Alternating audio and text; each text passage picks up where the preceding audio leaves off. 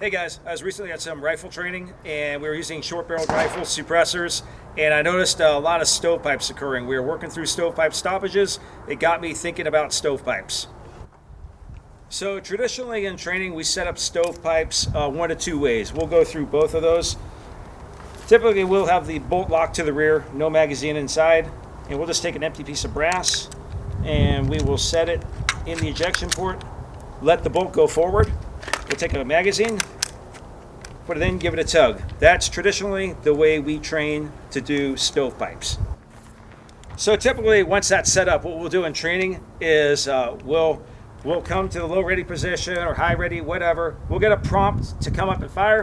We'll pull the trigger and we'll recognize that we have a stovepipe. We'll tap the base of the magazine, give it a tug, rotate, rack, come up, shoot.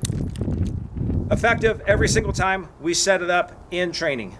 So another traditional way these are set up is the rifle will actually be loaded with a round in the chamber, and then we'll take the piece of brass and we'll just roll the charging handle back a little bit and capture the brass in there.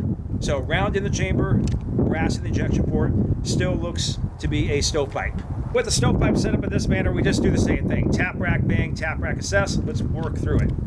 Come up on target, pull the trigger, recognize I have a stovepipe, tap the base of the magazine, give it a tug, roll, rack. And again, works 100% of the time when we set it up that way. So whether you set up the stovepipe with the empty chamber, with the brass inside and then the magazine in, or whether you set it up where there's already a round chambered with a stovepipe, both those methods work 100% of the time when we set them up in training. However, what I've noticed watching a lot of these stovepipe stoppages, working through them, watching a lot of people shooting short-barreled rifles with suppressors, possibly over-gassing issues, is that isn't really the way stovepipes work, the way the AR-15 series functions. So the way these stovepipes actually occur in the AR-15 series is you fired a round. That's already been established. The round has been extracted. It's been ejected. It comes out.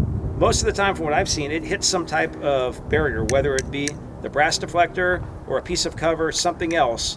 But somehow the ejection isn't fully completed because the brass ends up back obstructing the chamber as the feeding process goes by sending the bolt forward against the brass.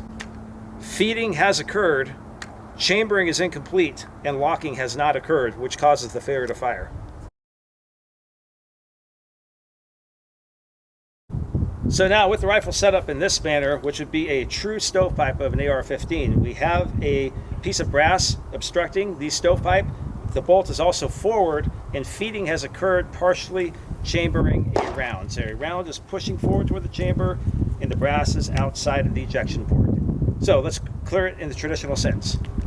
Come up on target, pull the trigger, fails to fire, recognize the stovepipe, tap, rotate, rack, and it didn't work because what we do have now is a double feed. Looking at this, the traditional tap, rack, bang really doesn't fix it most of the time. Most of the time you end up with a double feed, as we saw previously. We need another method to clear this. So a technique that's really effective that I've been using looks like this. Pull the trigger, fail to fire, recognize a stovepipe,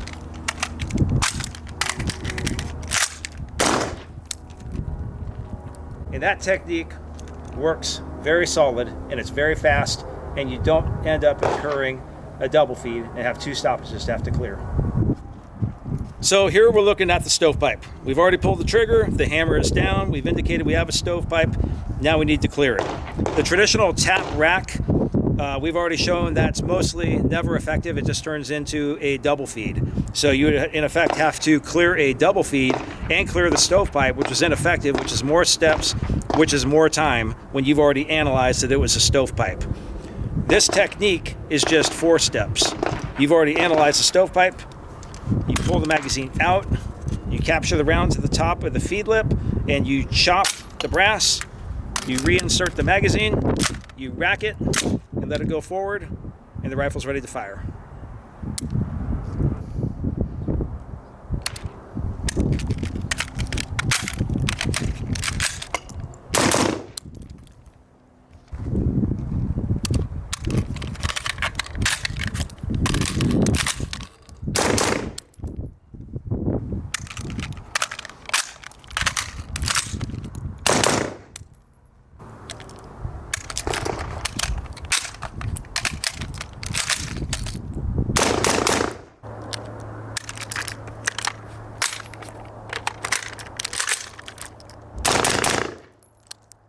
So I've been working on this technique for about 3 weeks with a bunch of friends. About average time is about 3 seconds. And the overall take from it is the traditional tap rack ordinarily would just set you up into a double feed. Once you have a double feed, you have a whole nother stoppage clearance and steps you have to go through on top of clearing the stovepipe. This is only 4 steps. It's just a rip magazine out, chop the brass away, put the magazine back in, and rack it. Call it whatever you want, use it, but it's 4 steps. There's a lot of other techniques out there where people karate chop. They come in, they wiggle the brass out. All effective techniques that work, getting rid of stovepipes. However, personally, I don't like getting my hands near hot brass, moving parts. If I can keep them away, I think it's better. I think the main thing that you need to look at, though, is if you're running stovepipes, set them up correctly. Too often, people are setting them up to where they work on the range, and it just turns into just range drills with no purpose for it. We need to start setting up the stovepipes the way they actually function in the rifle and work through them. Try this technique, put it against other techniques, put it on the timer, go to the range, have fun with it. Tell me what you think, put comments up, and let's train hard. Okay. Double feed.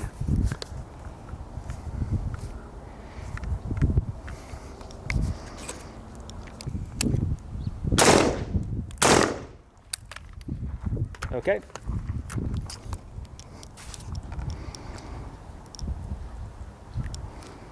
Incurred a stovepipe. Now let's try to clear it with this other technique. Rip the mag out, chop the brass away, magazine in, rack it, and it works.